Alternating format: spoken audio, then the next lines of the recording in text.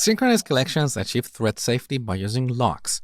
So when a thread gets access to a synchronous collection, the entire collection gets locked and other threads have to wait. This works well for most cases, but it can have a negative impact on the performance and scalability as the number of threads and concurrent operations increase.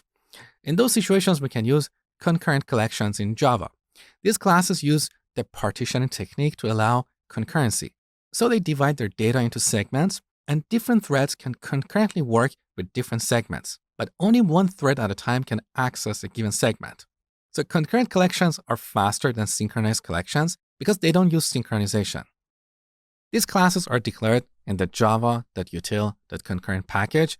For example, we have concurrent hash map, we have concurrent linked deck, which is a double-ended queue implemented using a linked list.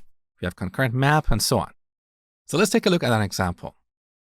If you want to create a regular hash map, we write map of integer and string. We call it map and set it to a new hash map. This is a regular hash map where our keys are integers and our values are strings. And here we can call map.put to add an entry like 1 and a. We can call map.get to get the value associated with the key. We can call map.remove and so on. Now, this is a regular hash map implementation that is not thread safe. So if it's going to get accessed only by a single thread, it's perfectly fine.